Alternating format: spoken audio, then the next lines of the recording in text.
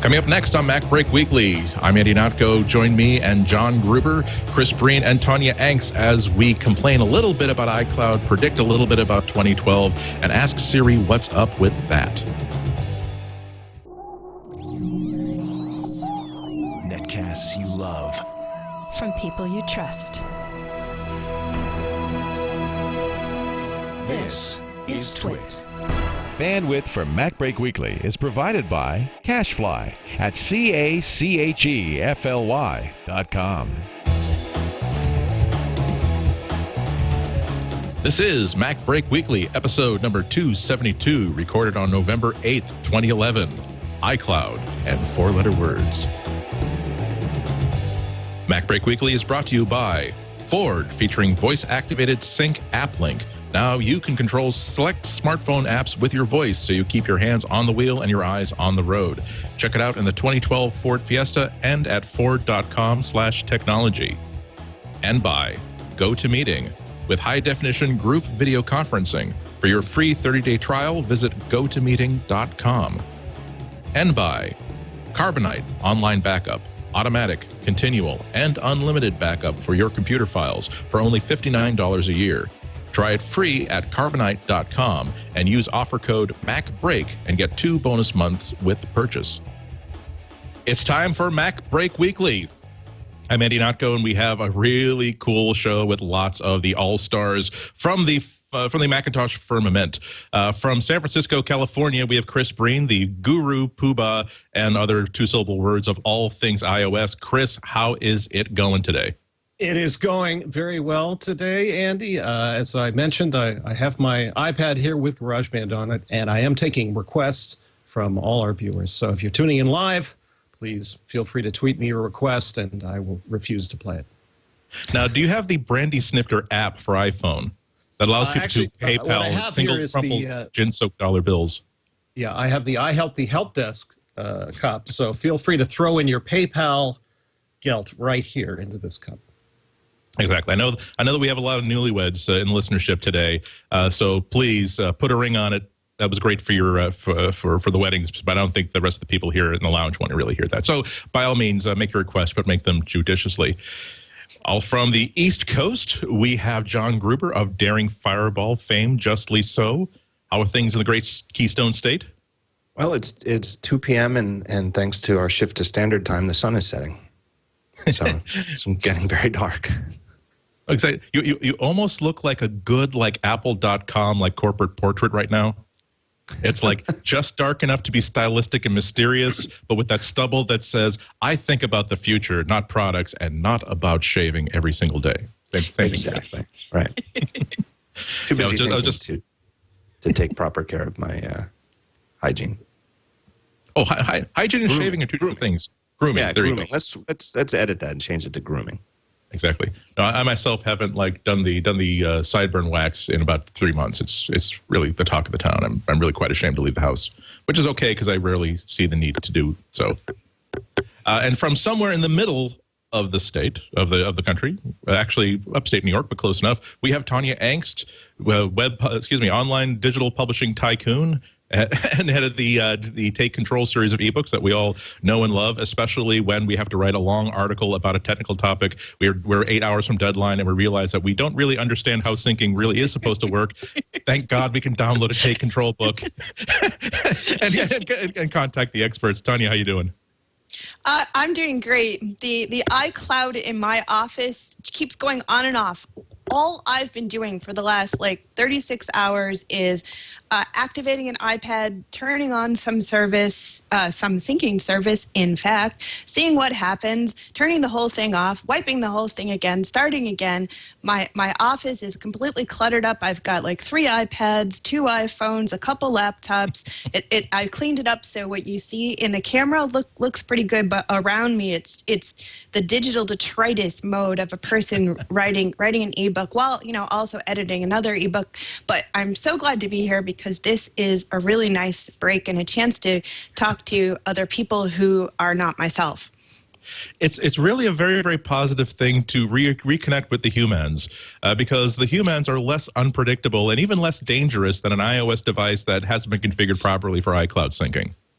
I've been actually wondering if there's some limit to how many times you can actually turn this stuff on and off before Apple freaks out and says, you've turned on and off iCloud, 20 times in the last hour. What is with you? We're just going to cut you off. Do you want to talk to somebody? You seem to be stressed out about something. Yes. So yes, there's a certain road of pain that we're going to be walking today with some of our topics. Actually, we're going to start off by talking about the iPhone 4S. Now that the initial honeymoon is over and we've pretty much exhausted the supply of weird and funny questions we can ask Siri so that we can then do blog posts about them. Now we're finding out about battery problems and network outages. The first thing is something that Apple has actually acknowledged. A lot of people, especially people who are participating on the iPhone 4S support boards, were complaining about really, really weird battery drains where on top of the extra network activity that iCloud puts on it, you turn off, you put your phone into sleep mode, you put it in your pocket, you take it out of your pocket an hour later, and you've lost 25% of your battery. And it turns out this was not a mass dream or a mass delusion, but something that Apple has acknowledged is a problem, and they're trying to fix. Chris, you were tweeting a lot about this problem earlier on when you were testing out the iPhone 4S, going all through crash logs. What did you find out about this? Well, I was in Hawaii when this was happening, and my wife was nice enough to send me my iPhone 4S. And naturally, the first thing you do when you're in Hawaii with your iPhone 4S is you take it to the beach, and you take pictures and movies of where you are, and then you tweet them to other people who are not in Hawaii at the beach, just to make them feel envious. Thanks to the new image sensor, we do feel 73% more envious and hateful because of those pictures. Exactly. So, in between these bouts of bragging about where I was, I would go swimming, and I would come out, and I noticed that when I took the phone out of my pocket, it was really warm, right about here. And it wasn't because of the outside temperature, but this was being generated from within. I flipped it on. I had the battery percentage meter on. I looked at it, and I noticed that I thought, well, wait a minute. And when I got here, it was about 95, and now it's about 85, and I've only been gone about half an hour. And what's going on? Because supposedly it wasn't doing anything at all. And I wasn't sure what was going on. I thought maybe perhaps this is a 3G problem. I took it back to where I was staying, where I was on Wi-Fi, and I continued to see these battery drops. I tweeted about it. I got a lot of different answers back from people. Some people said, well, it's a Siri function where you put it up to your ear, or it's location if you're using Find My Friends. And I don't have any friends in Hawaii, so it wasn't that. So there are any number of things that were thrown out there, but nobody seemed to have a good explanation of what was going on. When I returned, actually, John Gruber contacted me, and he said, I've had this problem one night. Do you have any more information on it? Which is basically a poke in the ribs with a sharp stick to say, get on it, Breen, find out what's really going on here. So I did explore the reports on the phone to find out what was going on. And I saw a series of crashes, followed by information about some kind of contact problem. As it turns out, as I explored it, I was in a crashing loop. And what was going on is there was a problem with a contact crashing, then initiating a crash report, and then contacts firing up again and crashing, and so on and on and on. So I checked out a utility called System Activity Monitor, which is a 99-cent app. Looked through that and discovered that sure enough, every 10 seconds or so, there was a spike of about a 60% processor drain, which indicated that indeed this crashing loop was continuous and it was destroying the battery. Not destroying it, but it was certainly draining it very quickly. I turned off contact syncing because again, as I was emailing John back and forth, he said, well, maybe it's a corrupt contact. Zeroed in on that, stopped the iCloud syncing with contacts, and sure enough, the problem was sort of solved. I continued to have battery drains. I finally just reset the phone with all new data, synced it again, and the problem seemed to clear up. So that was the way to troubleshoot the thing. But even after I did that and wrote a piece about it, I continued to get reports from other people saying, well, I've done that, and that doesn't seem to be helping much. So what else could it be? Fortunately, Apple then jumped in and said, yes, a very small number of users are having this problem. And I certainly didn't hear from everybody in the world. So it may be confined to a small number of people. But it does seem there's something going on. And some of the settings, particularly those that have to do with location, seem to be a problem where the battery drains. And it isn't just the iPhone 4S, but it's all iOS devices that are running iOS 5. So location seems to be a prime suspect here, but we'll have to see what happens when Apple issues the update. Yeah, there seem to be so many layers to it because I'm sure everybody here was getting emails and tweets and all sorts of stuff from all kinds of people you know and you don't know saying, why am I having these problems? And about every time you pat yourself on the back by saying, oh, well, do you have a location-based reminder? Oh, well, see, that's it, because if you look in the top, the status bar, there's that indicator that says that's keeping the GPS radioactive, that's burning power. Turn that off, and I'm sure the problem will go away. And then they come back a day later, say, nope, that wasn't it. What else you got, Scart? Right. I'm sorry. iCloud syncing. Yes, iCloud syncing. You're unfortunately, it's resyncing to it. And it seems to be like at least 3 or 4 layers deep. I was when I was doing my initial testing of the 4S, I could not figure out how I could get the same battery life that Apple was promising. And usually Apple's pretty conservative when they promise that an iPhone will last a certain while. So I figured that either I'd screwed something up or I was having more iCloud issues. And fast forward to 2 weeks later, and now this week I'm finally producing my 6,000-word iPhone 4S review.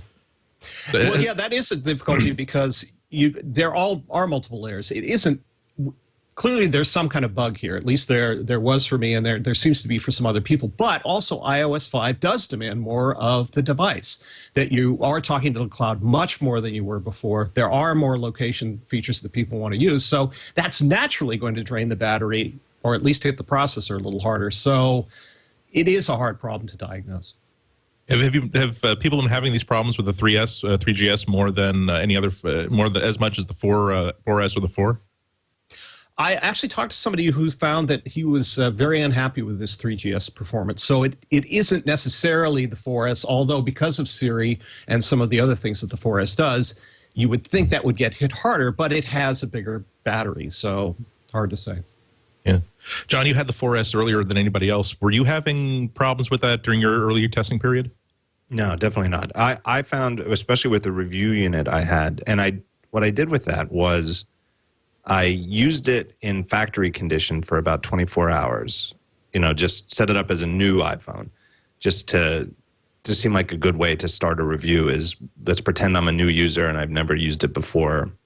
And, and it seemed like normal battery life. But then about 1 day in, I restored from a backup of my personal iPhone 4 over iCloud, because I thought, hey, this is a good test of iCloud backups because I'm in the developer program. I was using the betas of iOS 5 on my personal phone, so I already had an iCloud backup of that phone, and I thought, well, this will be a nice field test of that.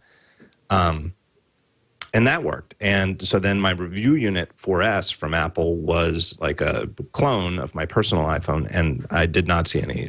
Battery life to me was about the same as what I'd been getting ever since 2007 with my iPhone. Heavy use, it would drain, like you'd expect, but normal use, you get through the day and have plenty to spare. Yeah, that's where I will say this.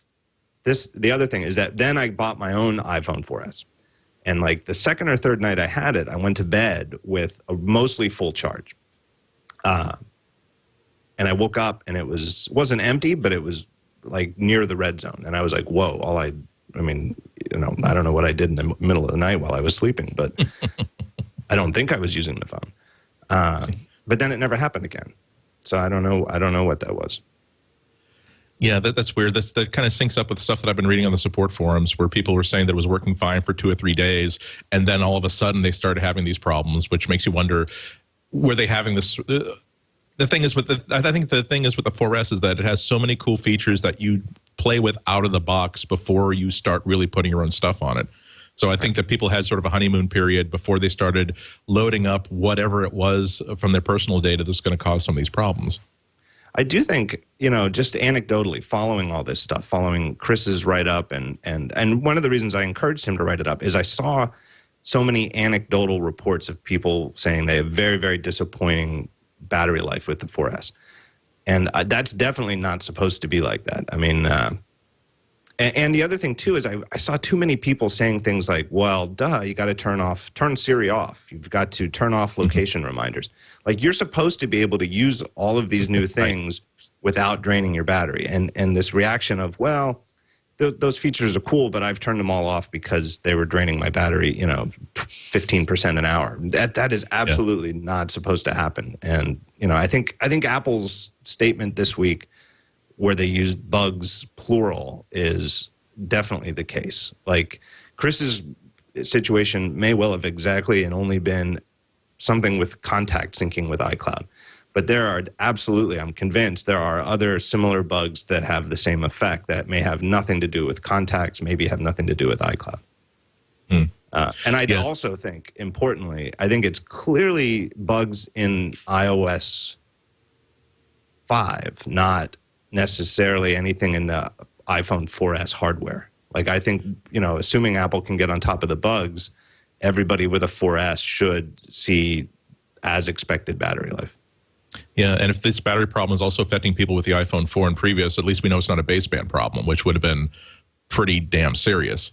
Right. Yeah. Right. Yeah, but and you have a point. I mean, I test a lot of 4G and LTE phones that run Android, and 4G is great. It runs fast. It's great for HD video when you're streaming, but it is that feature you have to turn off unless you really want to use it because it does blow through the battery so much. So it's pretty big stumble for Apple, and nonetheless, that they have to at least promise that we're going to see an update sometime in the next 2 weeks. Developers are now playing with the second version of the bug fix. I haven't heard any particular reports from anybody that have been published yet about how well it's working, though. Has anybody heard about like how well the bug fix to 5.0 is working out for people in the field? I have I guess not. Well, Yeah. I would say there's one reader at Daring Fireball who's been in contact with me. I'm not going to, he doesn't work at Apple, but he's one of the people who reported it and got contacted by Apple and has been exchanging emails with Apple, and they, as it's been reported on other news sites, but that they've given him like a way to turn on performance logging that isn't on by default and access to the betas. He said that, after a couple of hours on whichever of the betas he tried, that it did seem to be working, but you can't be certain because he wasn't seeing it every single hour of every day. It would, sometimes it would drain unnecessarily and other times not. So a few hours isn't clear if that's enough to show that it's fixed. Yeah, and it's kind of a reminder, too, of the first 2 or 3 weeks when any new product hits the store shelves, whether it's an iPhone, whether it's an iPad or a MacBook Air. If you have any problems with it, that's a doubly good reason to take it back to Apple, to the Genius Bar, because I do know that the Genius Bar gets sort of hunting licenses directly from the mothership, saying we're looking for, if you can give us 6 examples of a screen that got cracked, if you've got 5 examples of a battery that's overheating, 3 examples of this, that, and the other, because they really are looking to get back information about how well these designs are performing in the field. So if your battery was having battery problems, it probably wouldn't simply be a case of, oh, well, we'll reset the phone for you. It might even be a case of, we want to swap this out because we want to send this malfunctioning unit back to Apple so the mothership engineers can actually get their hands on it. Tonya, do you have a 4S yet? I do have a 4S. I got the white one. I really like it. I haven't had any battery problems or noticed Siri outages. I'm basically a really satisfied customer. I upgraded from a 3GS. It was actually my 3rd 3GS because I kept breaking the antennas on the 3GS. So it's really a treat to have a new phone that works well. So I guess out of the 4 of us, Chris had a weird problem with his battery, and it's still flaky. John had a problem one night. Andy, I don't know if you had a problem or not, but I wonder if the 4 of us are... I had a problem. I think were just related to new iOS 5 features that I weren't used to managing correctly, so I wasn't having that sort of desperate problem. So basically, out of 4 people, I had no problem. You had a self-inflicted problem, but it wasn't one of the bugs. And Chris and John may have experienced bugs. And I think it's great that Apple characterized it as bugs, plural, because it's, from what people are describing, it doesn't really seem like all the same problems. So I'm looking forward to the fix because I certainly don't want to experience reduced battery life. And But yeah, I guess I'm the lucky one. Yeah. Well, particularly, I'm surprised because you're in upstate New York. Do you have really great cell coverage? Because I'm surprised you haven't been having any problems like getting Siri to work consistently. Because Actually, you need a really good solid network connection to get Siri working at all. well, we have crappy cell coverage here, but I have a lovely Wi-Fi network in my house, so it seems to be working pretty well. I use her for reminders. Yeah, no, I've never been the sort of guy who will just instinctively like pick up the phone and say, "Oh, remember to get Pop-Tarts the next time I'm at the supermarket." But now I'm all the time saying, "Did you remember that lead acid battery that's been leaking that's been in the backseat of your car for the cycling? Get it before it burns a hole through the roof." Boink. And so when you're in a situation where there seems to have been a system-wide outage late last week, or at least for about 12 to 18 hours, a large number of people said they couldn't access Siri at all, even if they were like next to really, really good Wi-Fi. And this is it's in one way a lesser problem, and in one way a bigger problem. It's a lesser problem because Apple put that magical word beta on the Siri service, which is as I said before, it's a lot like when you make a chess move and you make the move and the opponent says, "Oh my God, he's just walked into chessmate," but you can say, "I've still got my finger on the piece. I can move it back. It doesn't count." But it's worse because Siri works so well for all the things that it does that when it doesn't work, you are just doubly disappointed. And because it's sort of a human interface, you feel as though, "I'm sorry, Siri. Was I curt with you? Whatever it is, I'm sorry. I'm like that at the end of the day. I switch the decaf and it does whatever it is. I'll fix it for you. Hey, who wants one of those fruit baskets that's shaped like flowers? I can Siri, order 1-800 fruit basket flowers for yourself." But so yes, I know it was a very serious problem, wasn't it? Oh. But, the main reason it could be a problem is for people like me. I'm in one of those families where our online calendaring system has been completely destroyed by sort of being half upgraded to iCloud. So I'm now basically issuing almost panic reminders to myself with Siri, like, remember this, remember this, remember this, because it's not actually in my calendar. So yeah, I think if Siri were to go down, people need to have a backup plan. My backup plan before I learned about Siri, for doing a lot of the things that Siri does on the iPhone, I was going to learn how to thumb type. I was all excited to really, put in the time and learn to thumb type, get over it. But now with Siri, I also use Siri for text messaging. So now maybe I won't learn to thumb type.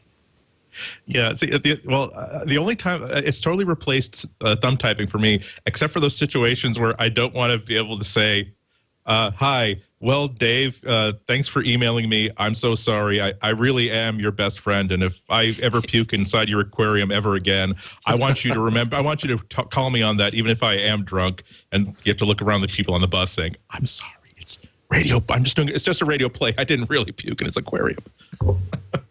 I made a shortcut in settings for my iPhone so that I can put a little PS at the end of my email messages that say this message was dictated and typed by Siri, so that I can talk my email. But it's not that good for really long email messages. Maybe I need more practice, but Siri seems to sometimes go off on a different tangent than what I had in mind. Yeah. Also, I'm more of a writer than a speaker when I'm sending emails. I'll get to the very, very end of the sentence, realizing that, oh, you should actually have started the sentence with the word "of course," comma. Dang it. So it's I don't not much on punctuation. Yeah. Although it does do smileys and ellipses. I think I've improved my pronunciation of parentheses for all the times that I've said parentheses, "of course, comma, if you really want to do this correctly, you should disconnect the terminals before you start," end parentheses, and then seeing something very, very weird appear in the text input. It has occurred to me that as I use it more, and I'm getting more and more used to pronouncing my punctuation marks, saying comma and period, I'm worried that if I get into it more, I'm going to start doing that when I'm just talking to people. You sound like one of those animations from the Electric Company on a kid's show.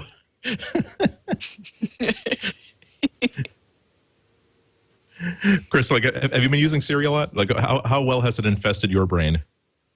I have used it in pretty much the same way that other people here are using it, in that in the past it was really a pain to create a calendar event on an iOS device, or sometimes write a little note to yourself. And I found that I rely exclusively on Siri now when I need to set a calendar event.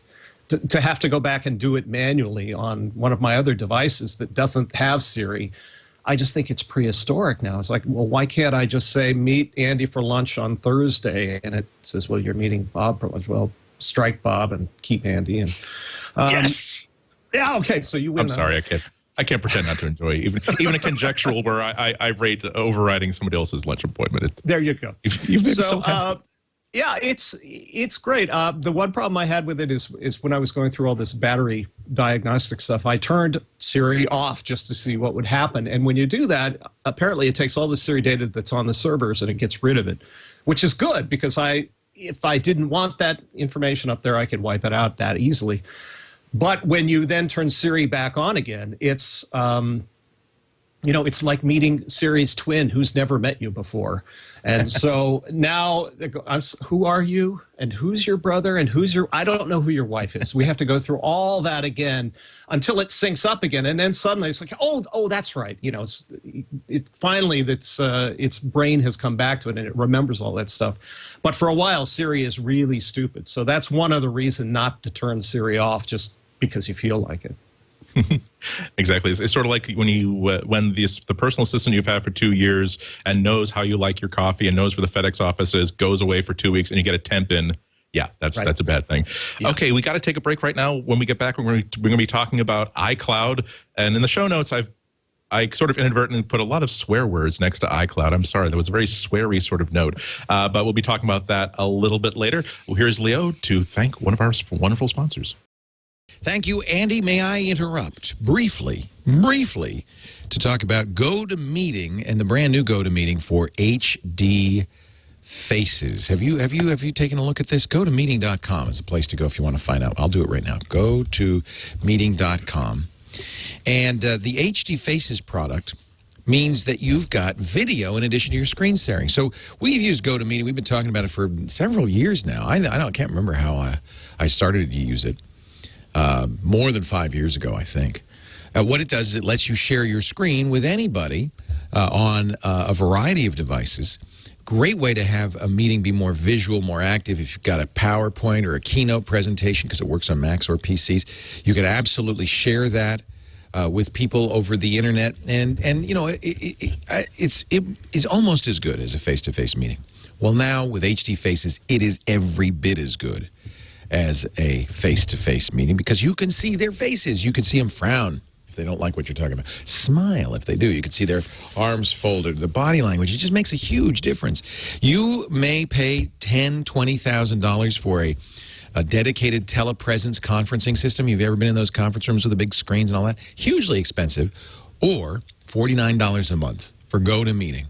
Now, because everybody these days has a camera on their laptop, you're going to get all of the benefits of video conferencing very affordably and still the screen sharing. The crisp, clear picture, it's HD, it's just fantastic. Look, do this for me. Visit GoToMeeting.com, click the Try It Free button, use the promo code MacBreak, and you can try it free for 30 days. Do a couple of things. Do it with your toughest prospect, your toughest client. Do it with your colleagues so they can see what it looks like. Show the boss. The boss will be impressed. He'll say, how much is that going to cost? And you can say, $49 a month, sir. Free for the first month. GoToMeeting.com. Do you talk like that? Click the Try It Free button. Yes, sir. That's how I talk when I talk to the boss. And click the Try It Free button and use the promo code MacBreak. GoToMeeting. We now return you to MacBreak Weekly. Andy? Thank you, Leo. Stentorianly read. Now, let's increase the depression level by about 48 points and talk about iCloud and iCloud syncing. I'm not sure. First, just a quick verbal show of hands. Of the four of us, is there anybody who has not had any problems getting iCloud to work the way that you would, and any sane person would expect iCloud to work? I haven't. Nope. No from John. I think I can raise my hand. I don't really. Yeah, I'm curious to hear what you guys have to say, but it's worked pretty well for me. The only thing I haven't really gotten into yet is my wife hasn't done the upgrade to Lion, and so she's still on Mobile Me. So I think, just like Tonya said, we're running into family calendaring, shared calendar scheduling problems. Because I thought, don't upgrade her until I know everything is okay, because I'll be on the hook for it. But in terms of my own personal stuff, it's worked well. So I'm curious to hear what you guys have to say. Yeah, Tonya, you guys had at Tidbits had a couple of really good articles on problems with, or at least difficulties in both attitude adjustment and understanding how iCloud works, and also just major failure points that iCloud has been having. Because I don't think I've ever been asked to sign back into iTunes and iCloud as an Apple service as often as I have over the past 3 weeks. I don't think that I've ever discovered new features and new tricks with a service in so many ways of just iCloud saying, oh, I'm sorry, I know that normally I'm supposed to sync your contacts, but you signed in a non-master account. You need to have the master. There is a master iCloud account. Why did you not tell me about this when you had me sign up with iCloud? So what have you been going through, and what's the name of your pain, Tonya? Well, all right. So personally, I have to say that iCloud has worked well for me. I have turned it on and off about 200 times, but it does seem to be working as advertised. But what I'm hearing from, and actually also experiencing personally, is a lot of people are upset because it's this huge jump, especially for certain things that you may wish to do, like find my iPhone, back to my Mac, sharing calendars. These are things that you can't do until you kind of move your entire Macintosh and iOS universe over into the iCloud.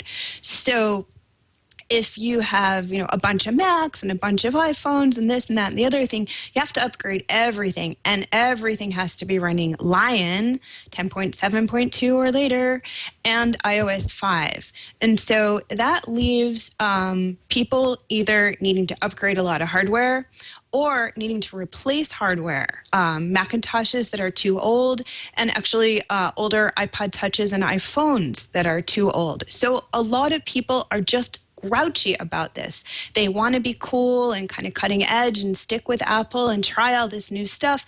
But, damn, there's, the daughter who has the old iPhone and needs to share the calendar.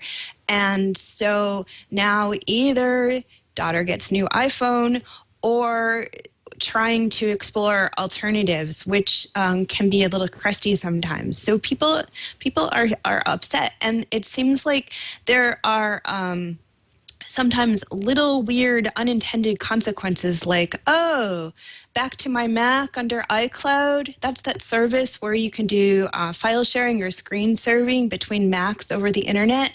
Oh, well, the iCloud version only works with Lion. So yeah, that Mac of your mother's that you do screen sharing with, that old one, that's not going to work anymore. So you'll have to try a different form of screen sharing. So people are having to try new things and upgrade new things, and it is making them grumpy. Yeah. And I think Adam who wrote this piece last week that I really liked, where he was acknowledging a bunch of problems that he was experiencing, but also that there's a subtle change in the syncing relationship between all of your computers now, that whereas before iCloud, every one of your devices had its own version of the truth, and the central syncing service's job was just to reconcile all of those truths together, whereas you have to sort of get into a mindset, or if I was understanding Adam's point of view, you have to get into sort of mindset where you understand that all the data that's on your individual devices doesn't mean anything. It's all about the stuff that's on iCloud. The iCloud is the only truth. The iCloud is the only wisdom. Do not anger the iCloud. The iCloud is testy. The iCloud wants you to live in fear. He's an Old Testament form iCloud, and just trust that everything is going to sort of sink down from the top correctly. And I think that it helped me, because that's something I had learned, but not something I think was in the forefront of my mind. And I think the rails were a little bit greased after I suddenly accepted that, okay, it's not important to me that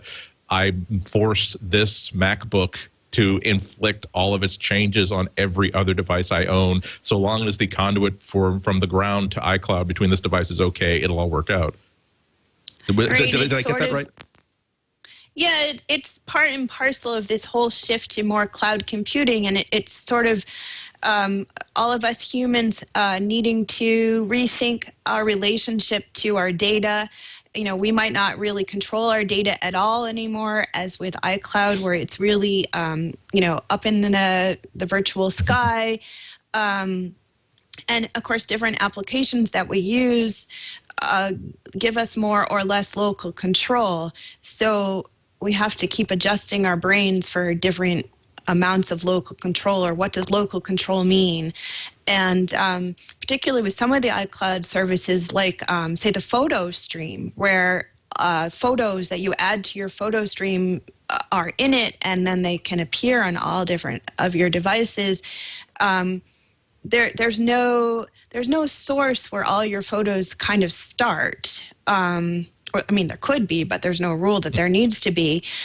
So really the only truth, it's certainly not a truth database or anything, but but the only centralized source of them is from Apple up in the iCloud. And it is a weird mental shift. It's sort of a giving up of control, and then sort of hoping, you know, that it does all work out. And honestly, I have heard a lot of people who are having trouble getting their heads around it, but I have not heard from people complaining that, you know, it's not working. Of course, it's always worrying that it might not work, and if it doesn't work, your options for fixing it become more limited when you don't have local control. But that's just the nature of what we're doing right now in technology. Everything's all about what's in the cloud and putting it in the cloud and sharing it around. Yeah. It occurred to me this morning, now that we're about a week away from the release of the Amazon Kindle Fire, that Amazon might have sort of a natural advantage in that technically this is a 7-inch Android tablet that can do pretty much anything an iPod Touch can do, or even an iPad can do. But the fact that Amazon is saying outright, this is a cloud radio device that does nothing but mirror off content that you've already purchased or loaded up onto Amazon servers. Maybe if it sets that sort of level of expectation or that understanding right at the first day of ownership, it'll make people a lot easier to understand. It'll help people understand how cloud syncing works on the Kindle in a way that the rest of us with our puny pre-iOS 5 brains can't really understand why we're holding up an iPhone that's telling us that I can't sync to iCal because of an authentication issue or whatever. Chris, right, it's a whole different idea. Amazon is kind of the mothership. They put content onto your Kindle. You then can look at the content. It's much more straight. It's much more kind of understandable.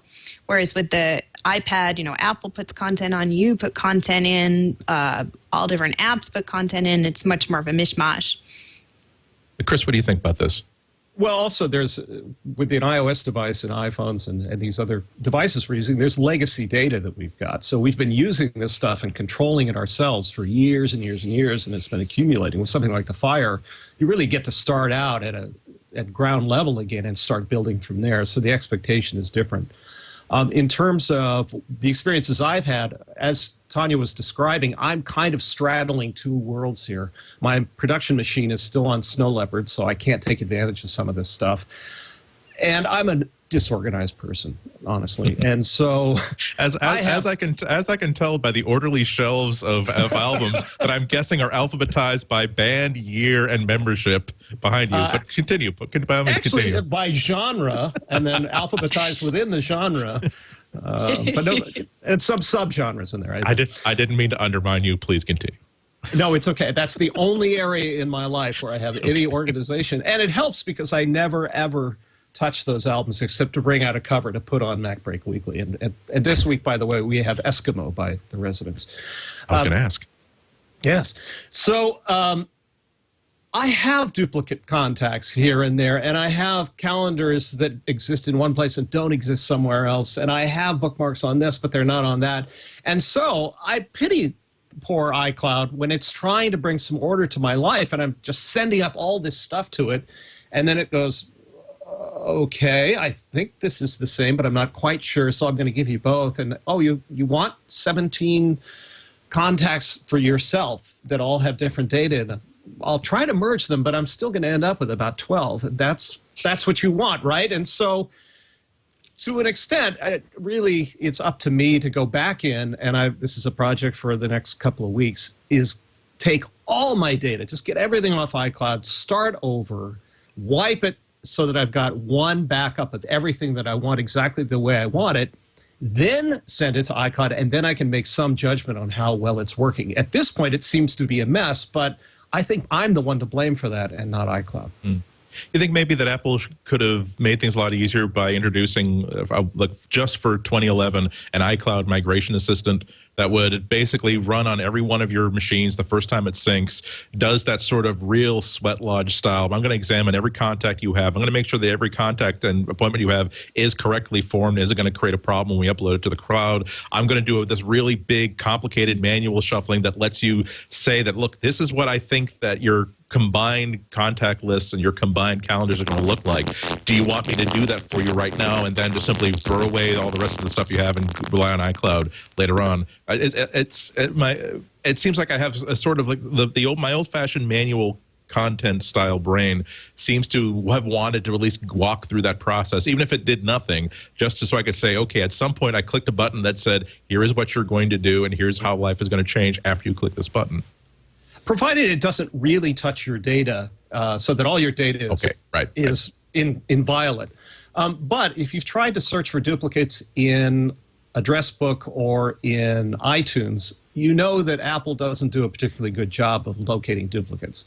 It will certainly say this is a duplicate, but when you check things, it's not really a duplicate. So, yes, it would be great if Apple would sort of play the big daddy and hold my hand and just say, look, I'm going to clean up your life, push the button, just go away. You don't need to know this person anymore. They're not worthy of you, Chris. And then it's fixed. But I think that maybe they're erring on the side of safety, which is, look, if you want 17 contact cards for you, there must be a reason, and we're not going to make that judgment. So here. One for each family you have across the globe. But, okay, sorry. But yeah, I mean, going back to Adam's article on Tidbits, he really pointed out one of the scarier problems of iCloud, where there was some sort of a problem that caused some, I might be misremembering things, but something that was able to propagate to every single, when a problem occurred with the instance of the database on iCloud, obviously that propagated all the way back down to every copy of the contacts and every copy of the calendars on every device, which meant that if not for the fact that Adam had backups just off-site that couldn't be touched by iCloud, he would have essentially lost everything. Is that true, Tonya? Well, I have to confess that although I live in the same house with Adam, I have not read his article. But it sounds all too likely, and I think it's really important to have a backup. And for people who, sort of hypothetically have backups, or, yes, there's a backup somewhere in Time Machine, something, you can in Address Book and iCal on your Mac, go to the File menu, choose Export, and just export out the state of your contacts or calendar at a particular moment in time. And I think that's an excellent idea right before you switch to iCloud, just in case you're unhappy with your results and you're not really also happy with digging them out of your backup system. I think getting back to what Andy was saying about maybe there should have been a migration assistant, I think another problem is that Apple, it's great. They introduced so many new features. They're keeping iOS, very competitive. But I think from the standpoint of end users, there's a lot of features to get your head around, and they don't all work in the same way. So for people who've been using iOS and doing a lot of sophisticated syncing and so forth, we all know that it's not very surprising that photos have an entirely different conceptual way that they're handled in iCloud than contacts do, because contacts and photos have never been handled in the same way. But for someone who's more new to this, it's like maybe they learn how the photo stream works. It has nothing to do with how the contacts work. So there's quite a number of new features, but learning one doesn't really help you learn the others very well. Certainly the re-downloading and automatic downloading of your media that you buy in the iTunes store is another example of kind of a whole chunk of features that don't work like the other features. And I think Apple might have been better served by rolling out the features over time, maybe in connection with new versions of the applications that they go with, instead of just sort of throwing this huge administrative kind of upgrade scenario at users to sort of cope with all at once. Does that sound like a good idea to? They did that with Siri, where they took away a lot of the really cool features out of the third-party app before it was acquired by Apple, and just satisfied themselves with a core nucleus of features that they could really implement well. Like, could you imagine an iCloud that was sort of pared down to just a couple of features that would be easily understood to everybody? I think the problem with that is that with Siri, it wasn't replacing anything. It's all new. Now, for ignoring the fact that there are people who downloaded the standalone Siri app beforehand, but let's just say for the mainstream iOS users, they were starting with a brand new type of feature. Or maybe you could say it's replacing the voice control, but that was very, very unimpressive. Whereas iCloud needs to replace Mobile Me, and that is really, really tough. So they sort of painted themselves in a corner with Mobile Me in hindsight, obviously, where it was not, they didn't just make, it's important to remember, they didn't just make Mobile Me free for everybody and say that's our solution for the cloud going forward. They said Mobile Me wasn't good enough. We've got to do something new. But that means, because most people are using the same ID. So I don't know that they could have done something that was more incremental, while still, I think they kind of needed people to say, when you're ready to switch from Mobile Me, you're switching, and it's all at once. Because I don't know how else they would keep the same ID for two different systems, where the old system could handle that. Here's the analogy I can think of, and I think it applies to Apple, and I think it applies to us, the users.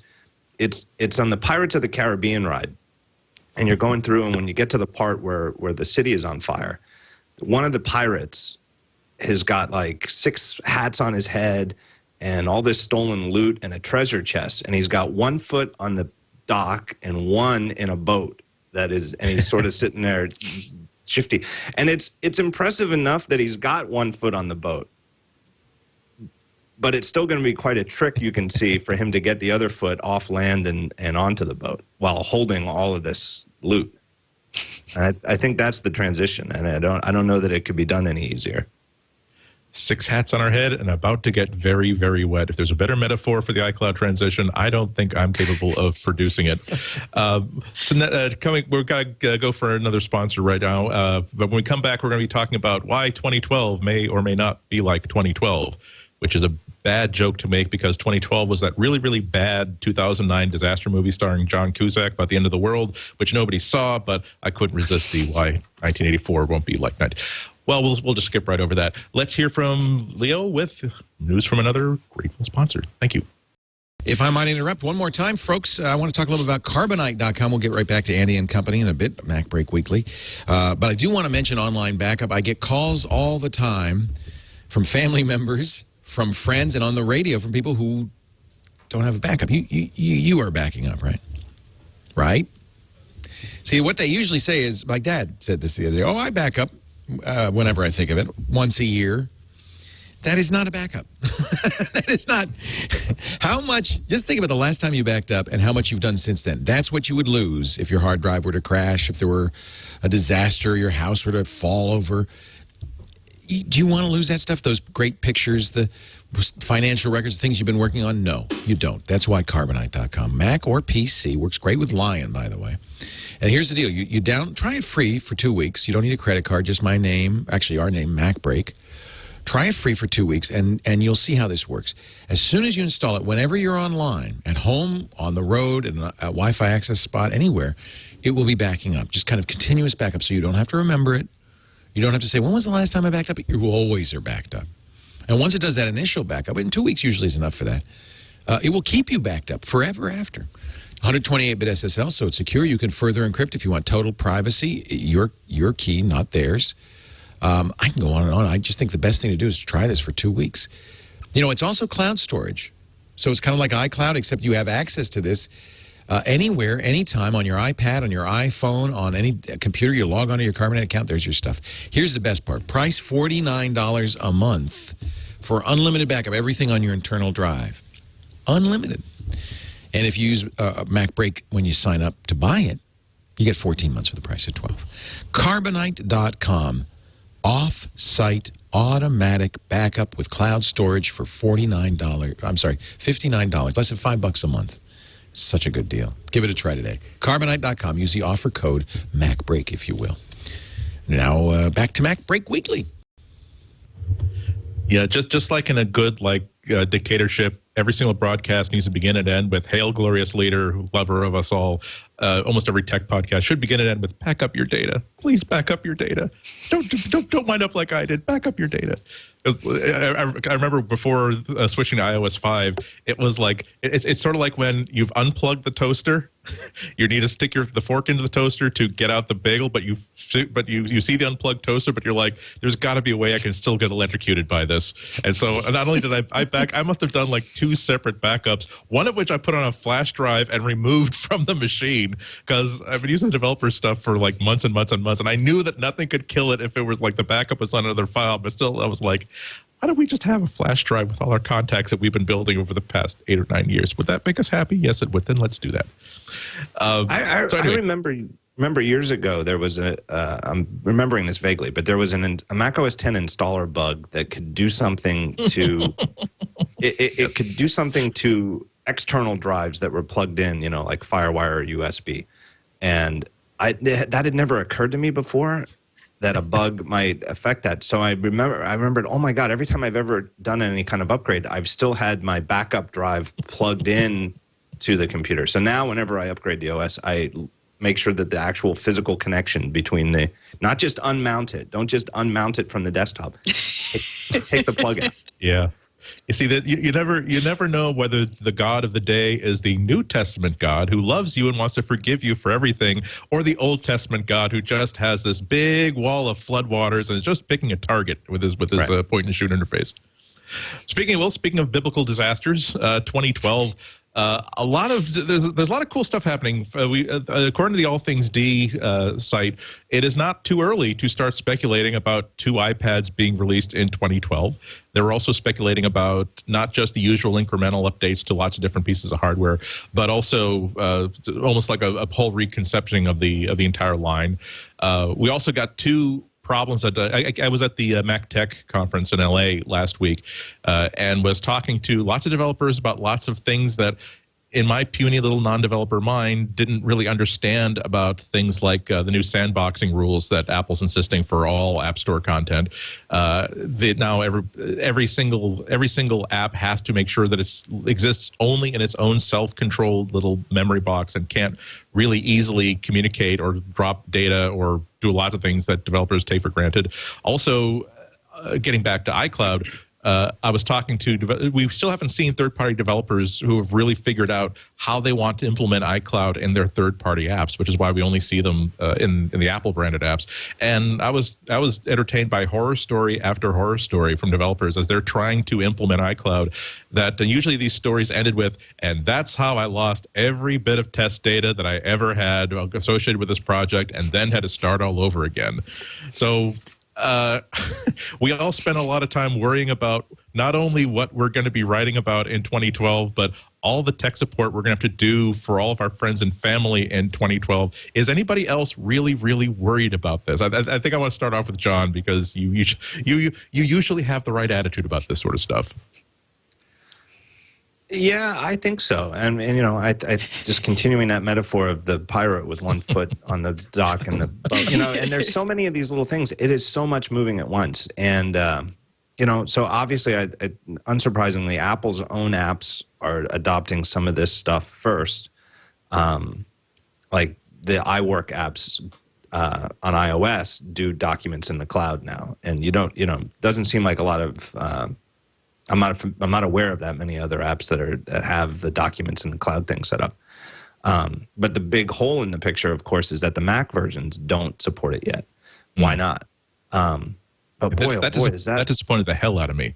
The first time, I was expecting, because we're all like, I think all of us had most of us had the developer code, and so we're just waiting for that moment that we were all sure was going to happen in August when Apple flips some sort of switch and we can finally see the entire light show. And then when all the lights came up, it's, oh, by the way, if you want to move documents in and out of your macOS device, you're going to have to use a web app. Okay, that's not really what you were talking about a few months ago, was it? Right. It's absolutely, it really does seem crazy where if you've started something on your iPad and then you want to keep working on it on your Mac, you're logging into iCloud.com in a web browser, navigating to it and downloading a copy. But on the other hand, I realized, I thought about this just with iWork, is that the file formats are not exactly the same. The iOS versions of those apps use a different file format than the Mac version. It's sort of like the iOS versions are a subset of the Mac feature sets for numbers and pages and Keynote.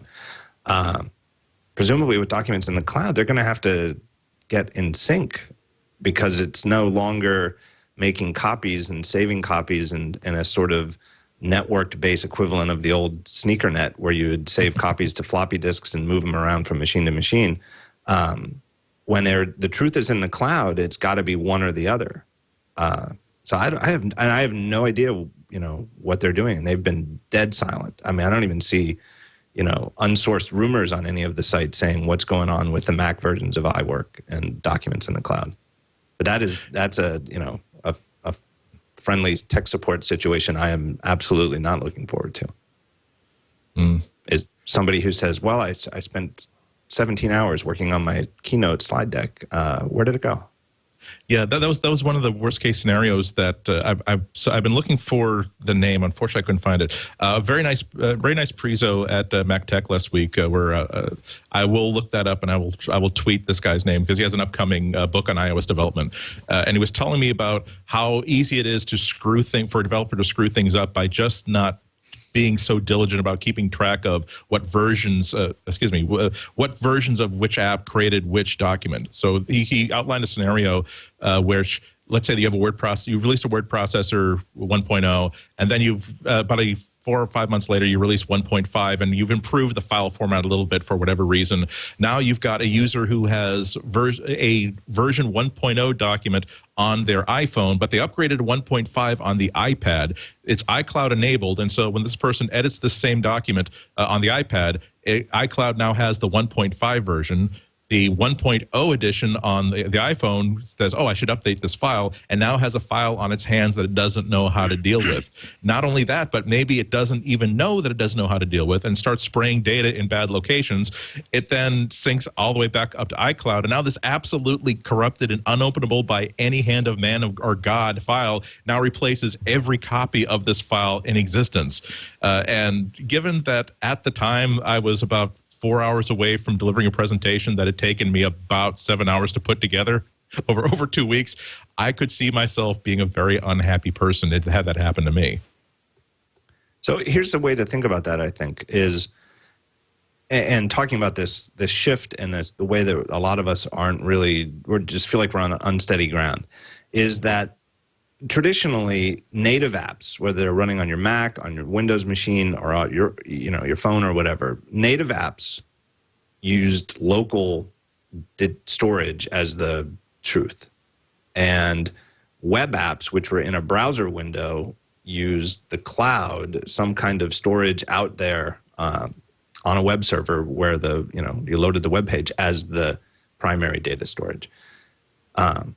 And where Apple is clearly going, and I think, you could say Amazon is too with the Kindle and the Fire, is to something where that association isn't true. You've got native apps, but they're using the cloud as the primary storage. But you see now, when you run into these things and you think about the scenario you outlined is a perfect example of why the cloud came to us first through browser-based web apps, because then whoever's running it, like let's say in the case of Google Docs and a spreadsheet, if Google changes the format and it adds a new feature to what you can do in a Google Docs spreadsheet, every time you go to Google Docs, you're getting the app again because it's all coming down over the HTTP into your web browser each time. You can't have an old version of the software that's trying to read a new version of the data because they're sort of intermingled together inextricably. But that's definitely a problem that, and I'm not quite sure what the solution is, where if you've still got native apps and you can have an old version of the app on one device and a new version on another, that seems like a dilemma. Well, it's a big dilemma. I've been seeing this a lot. Actually, I have a 12-year-old son. He's in 7th grade. And this year, he gets extra credit if he submits his homework in Google Docs. And he has been doing quite a lot of assignments online. And for him, he never knows what computer he's going to use. It could be a computer at home, ideally not his because his is the oldest, so he likes to use the newer ones. It could be a Windows machine at school. It could be a Mac at school. It could be at his grandparents' house. He doesn't even know. He has no control, in fact, over what computer he uses, but boy, he has to finish his homework. So for mobile people and for younger people who are being asked to do a lot more online, what John was describing, where the whole thing is in the cloud, makes a huge amount of sense. And I do think that Apple has a dilemma with the versioning of the different programs, and also a dilemma with the features. So the whole thing with say you're making a keynote presentation on your Mac, you don't want to just, when you open it up on your iPad, for instance, your fonts may change. That's not so great.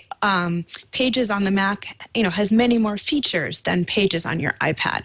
So they have the dilemma of either having, one application with one feature set that runs on different devices with vastly different, screen sizes and typing environments, or they have to figure out how to, retain features and make a fluid experience for people moving around on different devices.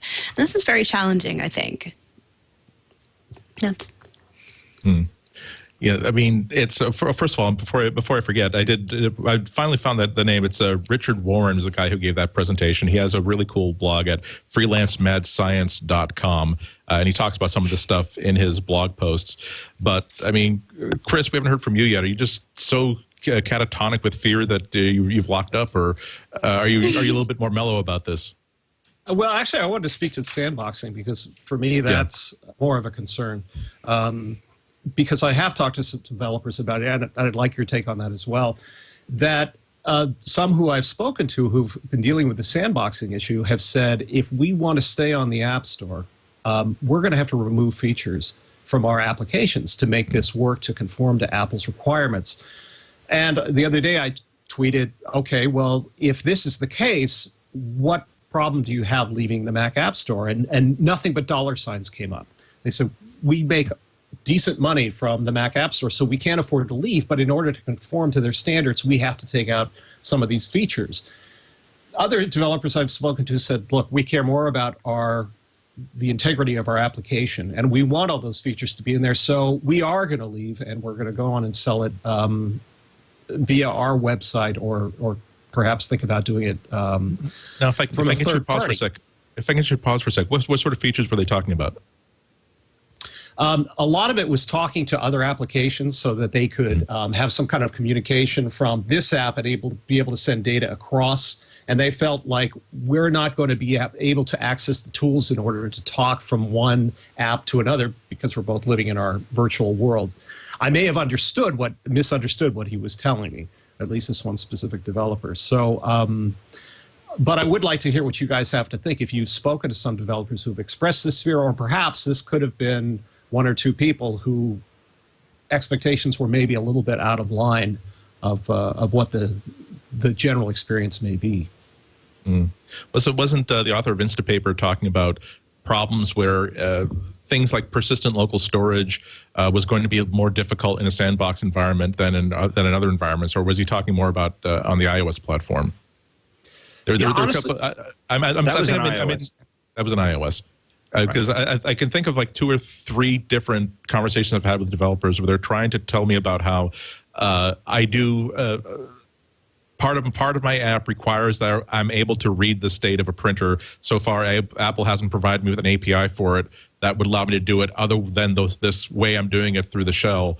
And they don't understand how they could do it within the sandboxing rules.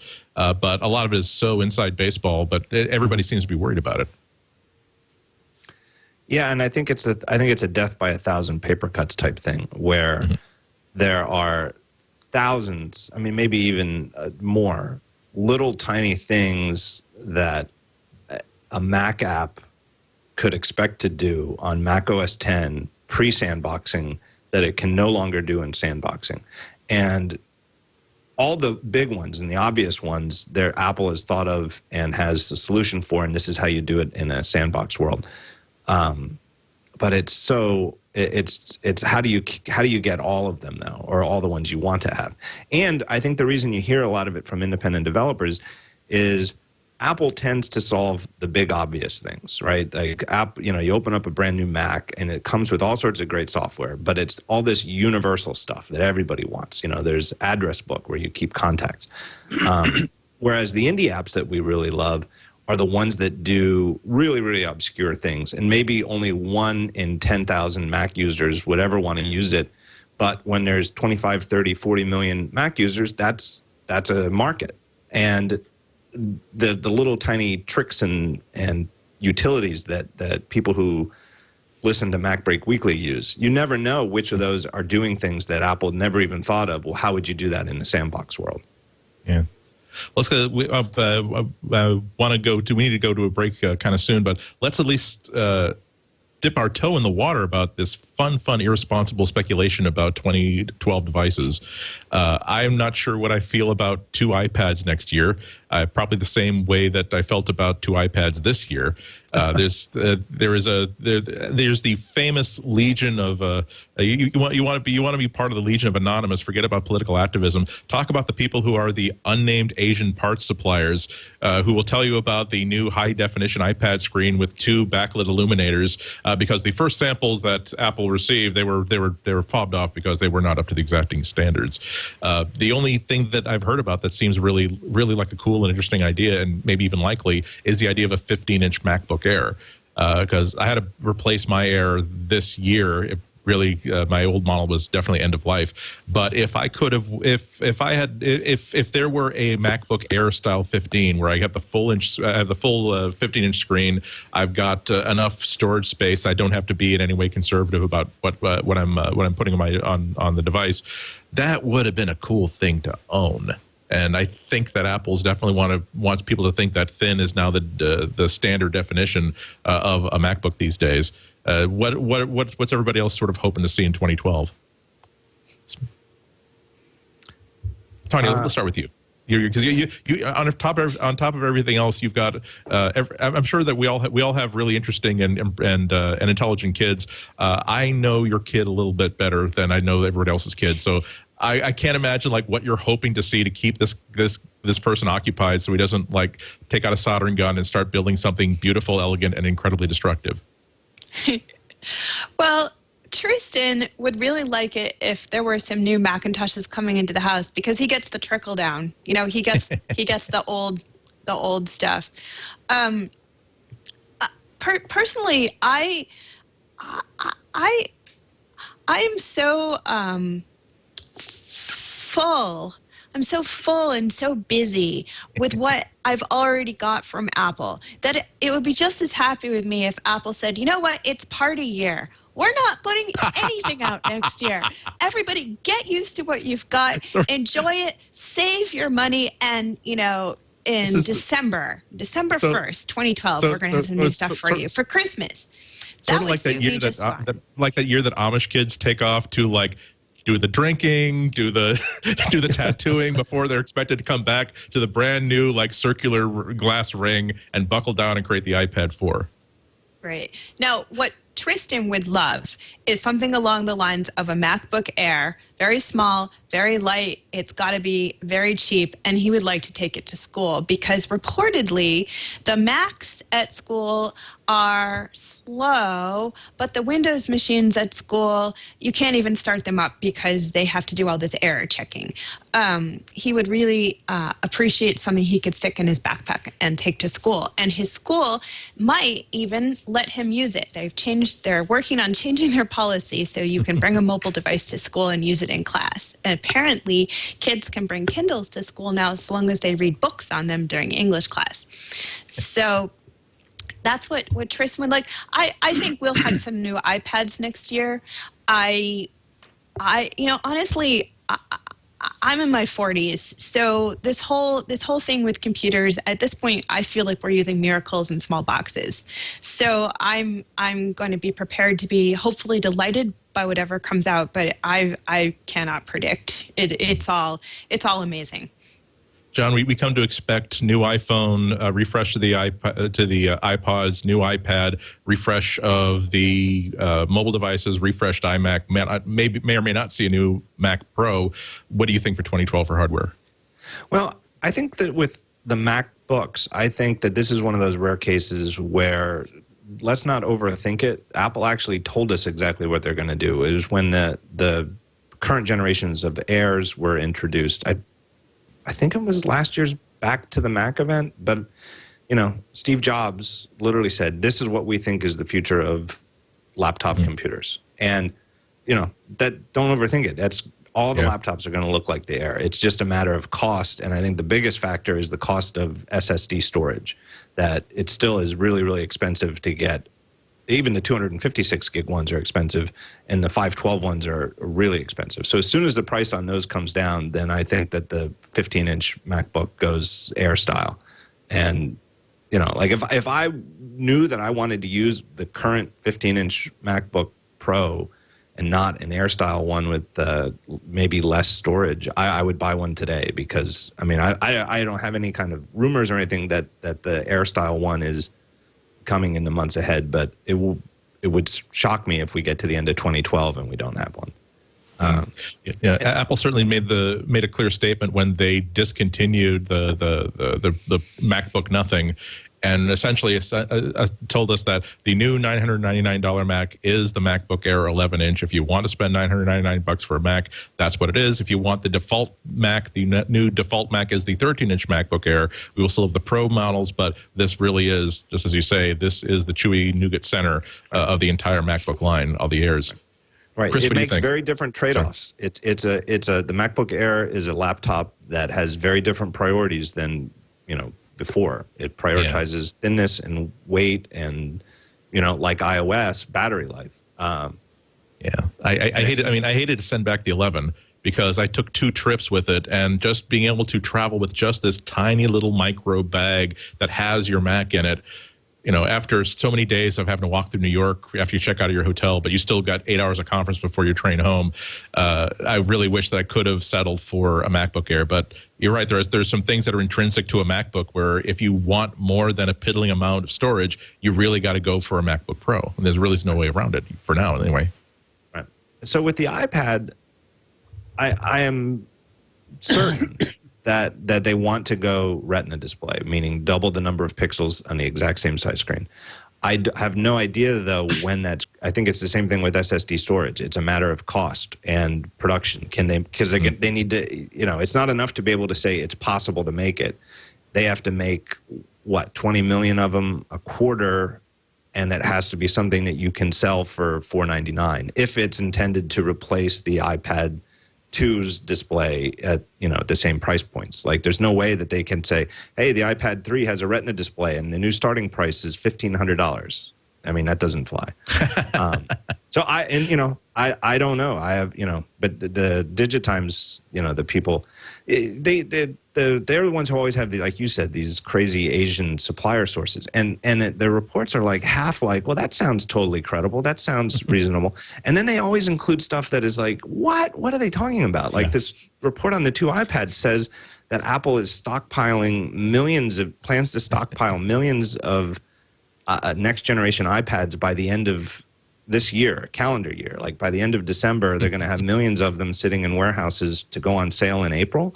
And it's, to me, that is like, as an Apple, a follower of the company, it's like, you've got to be kidding me. That like having anything in a warehouse is to Tim Cook. That's like kryptonite to Superman.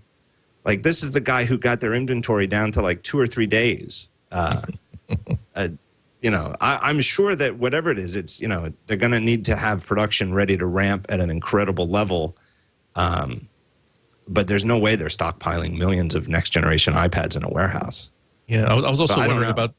I was also wondering about just the idea of them locking down the hardware. Let's call that. Let's say they started now, so that's November, December, January, February, March, April. Locking down the hardware 6 months in advance. Yeah, that doesn't seem right either. It seems to me like Apple tends to keep things as agile as possible until the last possible minute. I mean, famously, everybody knows, like with the iPod Touch from about 2 years ago, where it was supposed to have a camera. And even when, you know, the iFixit guys opened it up, there was, you know, behind the case, there's a little slot where the camera was supposed to go.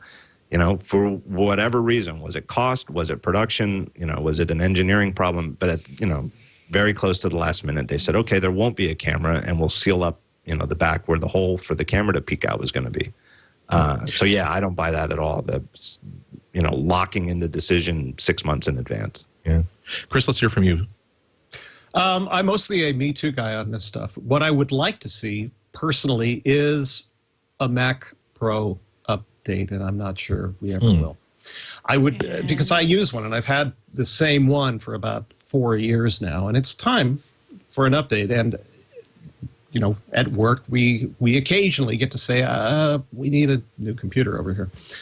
And what we generally do is, and I think this is what Apple's been pushing as well, is the iMac. Say, no, you don't need a Mac Pro anymore. Get an iMac. Well, I have 4 drives already inside this thing. Plus, I've got about another 17 dangling off the side using cables.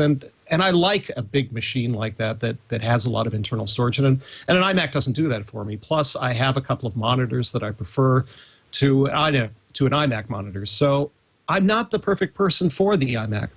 On the other hand, if we look at the trend that Apple has set the last several years, it really is kind of going for that consumer who wants the all-in-one experience, and Lion is like that, and the iMac is certainly like that.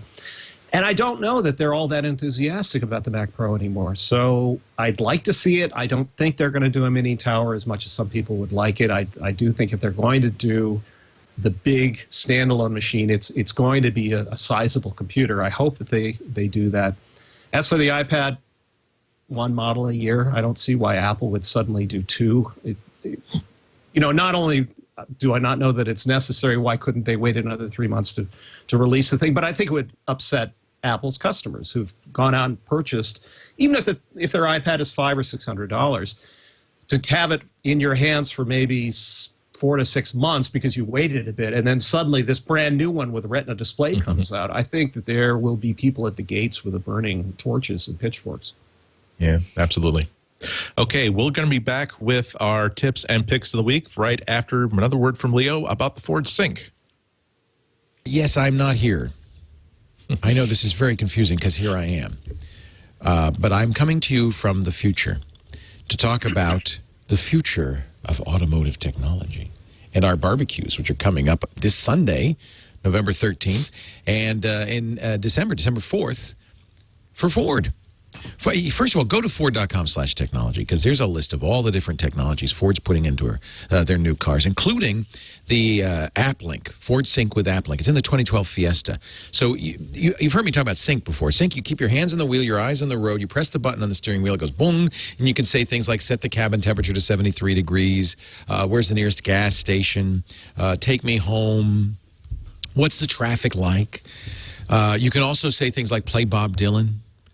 But now with AppLink, you can also talk to your smartphone. So I use my smartphone. It's already paired, you know, via Bluetooth 8.2 DP, you know, the stereo Bluetooth.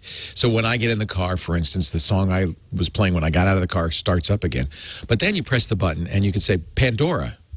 And if you have Pandora on your phone, Android or iPhone, Pandora launches. BlackBerry too with the latest OS. You could say, play my classic rock station. It plays it. Play my Bob Dylan station. Thumbs up or thumbs down on songs. You can bookmark songs for purchase later. Yeah, that's just Pandora. It also supports Stitcher, so you can listen to this show. You say, play MacBreak Weekly 110, and it'll play it. Open Beak, so it'll read your tweets and timelines, all that stuff. This is just the beginning, because app developers are increasingly making their apps to work with ForgeSync. I think this is the best way to add features to your car all the time. It's just one more way Ford is really taking automotive technology into the 21st century. Ford.com/technology to find out more. Things like the My Key for teenagers, the Wi-Fi access, all that stuff. And don't forget to go to twit.tv, click the barbecue link, and sign up for our barbecues. I don't know. I have a feeling Sunday's sold out, but check anyway. We're going to have a tent. We're going to have the Ford vehicles. We're going to have great food. You can watch Twit. You can watch our new gaming show. Veronica and Brian of our gaming show will be there. So will Tom. I know Tom will be there. Eileen, you're going to, of course you're there. You have to do Twit. I'll be there. Sarah says she's coming. So we're going to have it's going to be a lot of fun. Iaz cannot be there. Isn't that funny? He lives like a block from here. Oh, weird. I think he's going out of town or something. Yeah. Anyway, Ford.com/technology. Sign up for the barbecue at twit.tv, and we'll see you here Sunday or December 4th. And make sure you thank Ford when you see him. When you see Mr. Ford, say thank you for supporting MacBreak Weekly. We really appreciate it. We now return you to MacBreak Weekly, guys. I have been informed that federal regulators have shut down the barbecue. We have for oversubscription. There are the 50 people have already signed up. So you're still welcome to barbecue that weekend, but you're going to have to do that as an independent entity at your own home or place of worship. Another programming note: I've decided that we usually have Leo pre-record the commercials because he's so much better at reading them than I am. But it makes me feel a little bit inadequate that I'm hosting this show and I don't have that huge like wingback leather thing behind me. So the next time I'm hosting, I'm definitely like building like some sort of a plywood like scrim or something, so I can just drop that behind me. I feel as though it'll give me that level of authority that my personality by no way commands in and of itself. So let's get back into tips. Chris, do you have an iOS tip for us today? I do, and this is related to something else that I'm going to do a little bit later. And that is GarageBand 1.1 has just come out for iOS, and it works on one of these things here. And so one of the features that you may not have heard about, and I'll be talking about some of the others later, is that you now have the ability in GarageBand 1.1 to import sound files to GarageBand. And the way you do this is you connect your device to your Mac or, well, not PC, Mac. You bring it up and you select it in iTunes source list, and then you choose apps, and then you go down to the list of apps that you can add files to, and you find GarageBand there. You select it. You can drag sound files a variety of types. So these can be AAC, MP3, AIFF, WAV, Apple lossless files will go in there, CAF files will go in. And once you do that and then sync the thing over, that now you have within Apple's, when you choose a loop, I think I can show it here. I'll go to my tracks window. Go into loops, and you'll see that you have, let's see. I'm just reflecting the outside, aren't I? Okay. Well, anyway, you see it. There it is. Okay. So if you look over into the loops list, you see that there are now 2 entries. So instead of there just being Apple loops, you also have the loops that you've imported. So the usefulness of this is that in the past, GarageBand for iOS was a very cool application, but the loops that you were offered were pretty limited. Now there is no limitation to the loops you can bring in. So these ones, for example, came from a program called Acid. And they have some terrific loops that I can easily import now, and I can create my own on my Mac or somewhere else if I want, my own drum loops, keyboard loops, vocal loops if I like. I can then import those into GarageBand for iOS and use those to build up compositions within the program. Again, not a feature that Apple's talking about very much, but incredibly powerful for musicians who want a broader palette to pick from. Coolness. I'm going to add one quick iOS tip that I kind of like. It was this via an email, and where is it? Okay, I don't know if I have I will thank the person who sent this basically with existential love, because I'm afraid I don't have your name in front of me here. But he's talking about how Michael. everybody's from Michael. Thank you, Michael. Eileen, was his last name Michael? I don't think we had a last name. I think it was an email and then it's a dash Michael, and so It's Michael. like Cher, just Michael. Just like the dude. He's the Michael.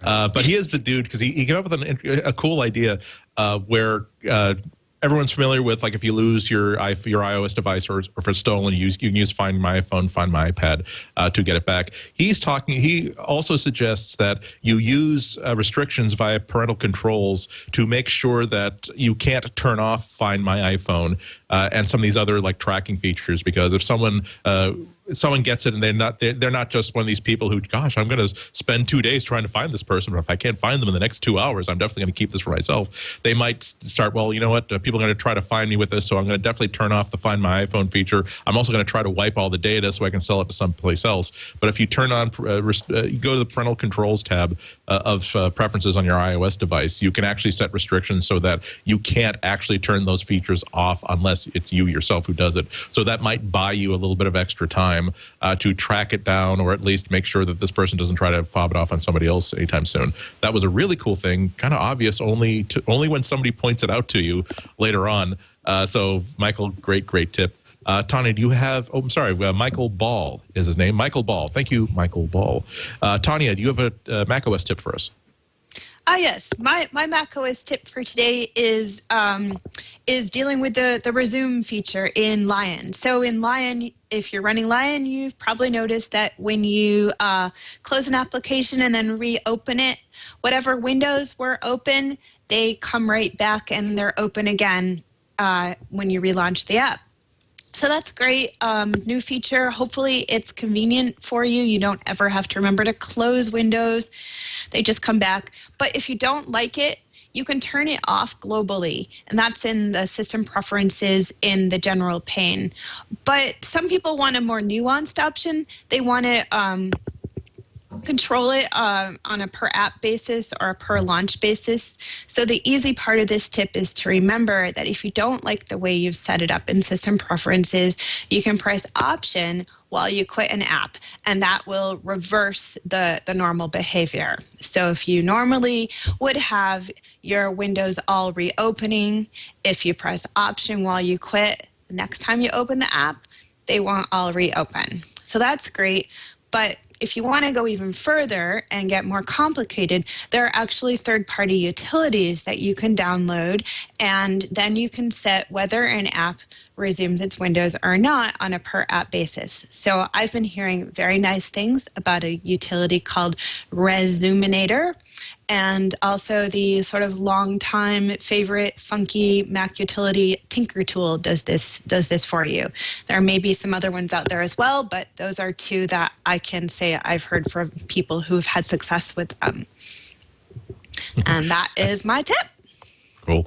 Yeah, I think that for both professional and amateur IT people, if someone asks you a question on how to do something, the default answer is, oh, you should download an app called Tinker Tool. I believe it has that function, because chances are, you have no idea, but chances are it'll do whatever it is this person is asking to do. Yeah, or they'll get so distracted by all the other options in Tinker Tool, they'll forget what they were asking you about. Wow, there's a way to suspend sleep resume on my MacBook? Now I don't even care that my printer doesn't work anymore. Okay, now let's go to picks of the week. Let's start off with Mr. Gruber. What is your pick of the week for iOS or macOS or hardware? My pick of the week. Look at that. I'm falling into darkness here. Exactly. You're slipping into slumber. You're getting very dreamy and very sleepy. I need daylight savings time. No, my pick of the week is I believe $1.99, a whopping $2, an app for the iPhone called The Amazing Typewriter. And this app, an email from the author, Mr. Devin Chalmers, described it to me as the most cutting-edge typographical system currently available for any computer anywhere. And I have to concur with his assessment. This app completely recreates the experience of using a manual typewriter typing on index cards. Even the carriage and even like the hammers hitting the paper. Right. Sounds great. That's dedication. Right, and just one of my favorite little details of this. Surely all of us have seen these sort of grungy typewriter fonts where it isn't just looking like Courier. It looks, it looks like like it was printed on a old school crummy ribbon.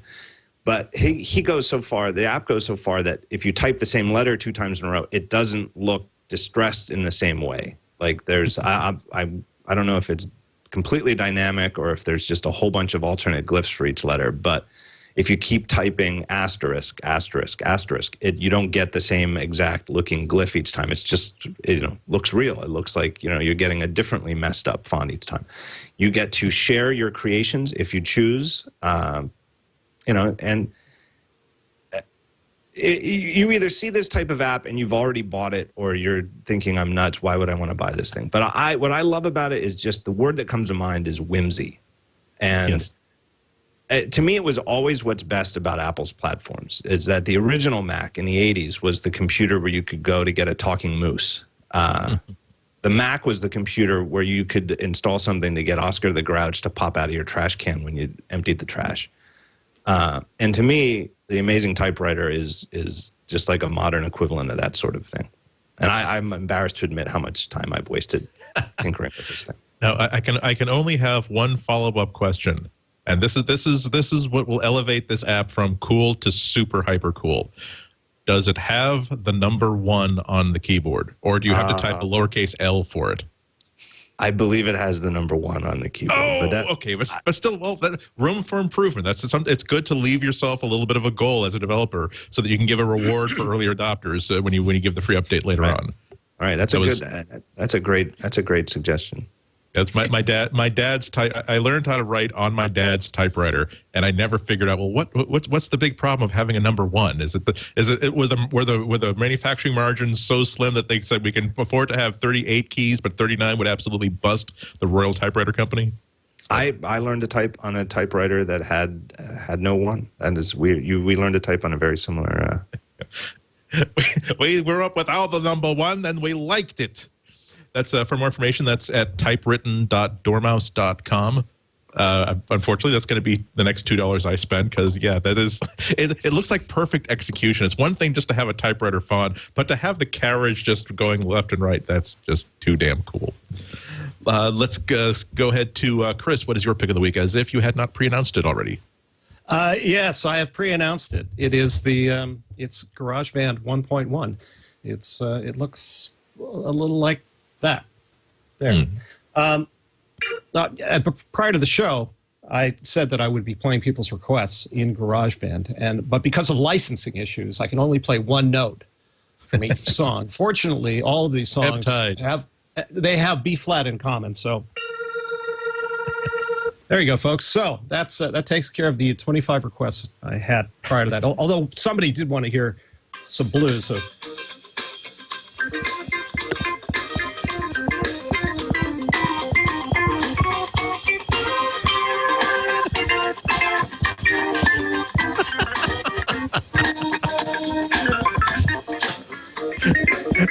See, I really am playing this. I mean, it's Chris, not the ukulele. It sickens me, Chris, because I've been like sort of a very, very amateur keyboard player almost my entire life, and it sickens me that you just, I got to screw around sort of this keyboard for a demo, and that's better than anything I've ever been able to do with about 10 hours worth of practice a week. That's Then again, I can't play the ukulele to save my life. So we all have our specific talents. So anyway, what's cool about this, other than the fact that I could do that, is as I showed before, it works now on the iPhone and the iPod Touch. It also it allows you to enter custom chord configurations. So if you're using an auto instrument, and this is where you can pull up a guitar or a bass or a keyboard, and you know nothing, all you want to do is get some kind of accompaniment. You can switch on these little audio accompaniment things, and you can tap on them. But prior to this, they had, and a few musicians out there, they had just the diatonics chords of the scale with the flat 7, which most people are going, I have no idea what that means. But for musicians, you know. Now, if we want to use those fancy schmancy chords, so if we want a sharp 11 or you want a C major 7 with a flat 9, you can do that. You can dial in custom chord configurations, and it also works across instruments. So if on the smart keyboard I enter one of these chords and then I move to the guitar, that chord will appear on the guitar as well. So I can use better and more interesting chords. For normal people who aren't musicians, there's an advantage to this, that if you have a songbook, oftentimes you'll find chord headings at the top of the page. You can now enter those chords using this custom configuration, and you can generate an accompaniment that's very much like what you have in your songbook. And then with one finger, you can pick up the melody on whatever instrument you happen to play. It also supports 3/4 and 6/8 time signatures, so 3/4 is for waltzes. 6/8 is more for that annoying Elizabethan kind of stuff that people played, 40 years ago. Although that's not reflected in the loops, so you do not get 3/4 and 6/8 content in loops. That's only 4/4 still. There are new quantization settings, which means this is imposing a rhythmic grid on your music. So anything that's off gets sucked into that grid. So if you're a terrible drummer, as I am, you get solid drumming. Plus, if you then impose either triplet or swing quantization, it gets kind of that Scooby-Doo thing that you're so fond of. Also, you can send out uncompressed audio. And if you're using one of these things, if you just record a track and it's no good and you don't like it, shake it and it undoes your recording. So don't dance. Don't dance while composing. It's a backwards. That's all the stuff you're talking about. I mean, you're sort of used to this cheap little app being something you can sort of noodle around with. It's almost as if Apple thinks this is a real music tool. I've always thought it was a real music tool. I think it's a fabulous recording device. The fact, as I talked about in the hint, that you can now bring in your own loops makes this even more powerful. The one thing I regret is that on this device and on the iPod Touch, you cannot plug in an external controller because it doesn't support the iPad camera connection kit. So you're really stuck with entering things on this. And it's not so bad if you're using the bass of the guitar, but the keyboard is only 1 octave and it's pretty tiny. So you have to really, get some serious grip, sandpaper, and file down your fingers to little points so that you can play a little more accurately on it. But for $5, I think this is the most impressive music app ever created. Yeah. Just one more. I'm so fascinated by this. One more quick question. Why do you think they actually did such a full version of GarageBand for the iPhone? Because it's not the easy. On iPad, you can still sort of noodle things out. But that's my not being a musician. My first reaction was, this is Apple saying, here's what our phone can do. Can your Android phone do an app like this either? Didn't think so. $99 for the iPhone 4. Line forms to the left. Yeah, I am so impressed by Apple's music team. These are the people that have created Logic and Logic Pro and GarageBand. I think they did it just because they are so enthusiastic about the kind of work they do that they said, we can bring this power to people in their pocket. So when you're on a plane, yes, you can do this on an iPad, but not everybody has iPads, and it's not always convenient to use it. But to pull out one of these things, plus this works on an iPod Touch 3 on up and on the iPhone 3GS on up, to be able to noodle this thing out of your pocket and play with it is just so impressive. And I just have to think that they thought, let's give this to people and see just how awesome Apple is. And you would think it would be difficult to navigate, but it really isn't. They've replaced a lot of the functions with popover menus so that you can access things pretty easily. Again, I prefer the iPad implementation, but this is pretty darn good. And it's universal, so it works on both. Hell of a victory lap for Apple iOS development. Absolutely. Tonya, what's your pick? Hi. So to explain my pick, I want to go back way earlier in this show to say that when I said I was working on a book and I was resetting iCloud over and over, that was because I'm working on a book where I need to compare and contrast all the different ways of getting data onto an iPad. But my pick of the show is actually a book that that exists now. It's an ebook, and it is, I'm going to have to get this lined up here better. It is Take Control of iCloud, and it's written by Joe Kissel, who writes from Paris. And it's just fun to think of someone writing a book while they're in Paris eating their croissants and cheese and chocolate and wine. And basically, this book certainly has brought a lot of feedback from people about their upsettedness about how difficult it is to upgrade all your stuff to iCloud. But the book walks you through everything you need to have ready to go before you upgrade, what to expect when you upgrade, what to do about your Apple ID situation in case you've got 27 different Apple IDs, how to use everything. And it gets really into a lot of how to actually use the iCloud web apps as they exist on the website and the features that are available up on the web. And it gives you a little bit of comparison with how the web apps differ from the iOS apps and the Mac OS X apps. And it's sort of the usual Joe Kissel, very informative, very detailed, very friendly book. And I myself edited it.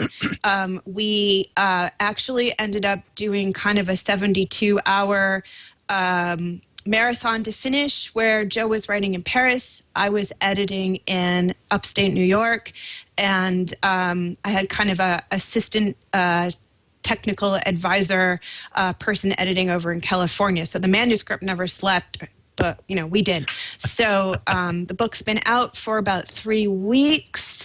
And we have issued a 1.0.1 update. Since that update, it seems to be stable and working well for people. So if you feel like you want someone to hold your hand through this whole iCloud process, I feel that I can recommend the book. And they can get that from Take Control Books or any other outlets. I always go to your regular website when I buy the stuff, but. They can go to www.takecontrolbooks.com. That's the best way to buy it, because then you go through our shopping cart. We know who you are. We can get you updates. You can get discounts on multiple book buys, the whole deal. But the book is available in the iBook store. It's available through the O'Reilly store. If it's not available on the Kindle, it will be any second now.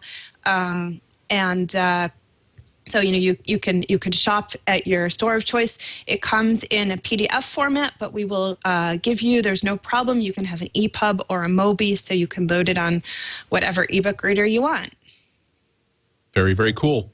My pick of the week is, I mentioned earlier about this idea of an idea that's so obvious that someone has to do it before you recognize how brilliant and obvious it is. So this is the MacBook power brick that you all know and love. You also know that the spade plugs come off at the end so that you can either substitute a long cord or another international adapter. So the people at a company called 12 South came up with this little product right here. This is a 10-watt iPad iPhone charger that has its own little USB connector, and it snaps right onto the end of this. So now what you have is a unified... there you go. What you now have is a unified MacBook iPad, iPhone charger, 2 independent power supplies that can charge both of these things at the same time, but now you only have one thing in your bag. Also, it means that when you go for a trip or you just go off to the coffee shop, but you've forgotten to recharge your iPhone, it's not like you will have left the house without this charger. This is you just see this on the charger and you realize that this is an exceptionally good idea. I also like the idea that it's red so that everybody else can see this power brick inside the charger and say, goodness, great gravy, what a clever idea that is. I like the cut of the man's jib that decided to purchase this wonderful accessory. And it is $39.99, I believe. You can get it from 12south.com. And it's actually Geico, a little bit extra Apple connection. It's Guy Kawasaki has been working with the company. He was the guy who said, no. You can't make this thing white. You have to make it red so everybody sees exactly how cool this is. So yeah, suffice to say, this has not been off of my charger since I got it last week. And yes, it does mean that almost every place you go, if there's an opportunity to charge your iPad, you will. And so I've never been caught with 5% iPad charge on a plane ever again. So, okay, I guess that is MacBreak Weekly for this week. Let me go around the horn and thank all my friends who were nice enough to come in and do the show with me. Chris Breen of Macworld. What would you like to plug? Let's see. I just you can go with world peace, peace on earth, love, life, and happiness to everybody. Or if you want to plug a website, you can do that too. No, something that will make me money. Macworld.com, of course. And then my Lion Essential Training from lynda.com came out a couple of weeks ago, and people seem to like it. Excellent. You are just as avuncular and charming and witty and intelligent on lynda.com as you are on streaming media. So I can definitely vouch that this could probably be a very, very good thing to have. John Gruber, your middle name has almost been legally changed to John DaringFireball.net Gruber. The essential reading, especially like if you had like one of those like gold and like diamond like sort of chain things around your neck, say just Daring Fireball. But essential reading, not only for really good original analysis, but also exactly the right articles that everybody should have as part of their reading. Is there anything else you'd like to talk about? Where you're going to be talking about any place where people can see you soon? No, I have nothing else to plug. Well, very good. I'm just happy to be here. Again, it's some days you're just happy to be indoors and talking to real live humans. Even if we are four people who again basically work out of home offices. So again, this is just gravy. I mean, I'm talking and looking at people, and maybe there's no actual human contact here, but there is virtual human contact. Tonya, there's always cool things to plug in your publishing ventures. You've already plugged one. By all means, plug more. The website is takecontrolbooks.com. You also got tidbits.com. Have I left out anything cool?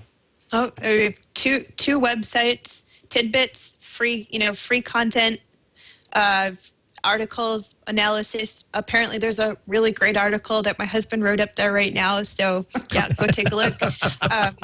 That's all free. At the dinner table, do you sense that he's sort of fishing for, well, goodness, I certainly had some iCloud problems today, waiting for you to say, yes, I read your article because I read everything that you write and post to the site. And then there's this pregnant pause. A plate of beans just goes unpassed for the next 5 minutes. We have great dinner table conversations. We truly do. Usually we're talking about people who write in and what their problem was, or, if we can characterize people in some way. And the most fun that we're having lately is we sort of spy on people who write into us with the Reportive plugin for Gmail, where you can see in the margin of someone's email, like their photo, if it's on any social networking sites, and you can see their recent Twitters, and you can see all kinds of things about them. And we've been noticing a lot more young readers lately. And so we've been talking about, wow, did you see the picture of, Lisa who wrote in? It looks like she's about 18. It's just exciting to have younger people. So we have all kinds of conversations. I digress. Yes, we have Tidbits. That's, free stuff, more blog, magazine, newspaper style stuff. We have Take Control. That's the ebooks. We don't charge too much for them. They definitely help us stay in business. So we love it when you buy them. And, we're having a good time with that. No need to add anything more right now. So have you ever been tempted to respond to one of these emails by saying, well, in response, you're correct. We did leave that out because we didn't have that information. However, here's a code so you can download a free updated version of that book. On a different note, if you keep posting photos of your teenage drinking to Facebook, your parents are definitely going to totally bag you and find out why the milk has been missing from the loaded content. I'm a mom. I don't care, but I have to help you out here. So right. Another. It's just that, yeah. I mean, I know. Sometimes I don't want to pry into the social media postings of the people that I'm talking to, because I might see something that might cause me to redefine something in that little ledger book. It's bad enough that I have nieces and nephews who are now in college who have Facebook. They're very, very good girls and boys, but it's like I'm always like, is this the time that they're not going to be talking about how well they did, like on intramural sports, and I'm going to find out a side to them that I've never even suspected before? Maybe this is the week. I don't know. Anyway, but that's nobody's business but mine. Another MacBreak is broke. Now get back to work, you gold bricks. See you later.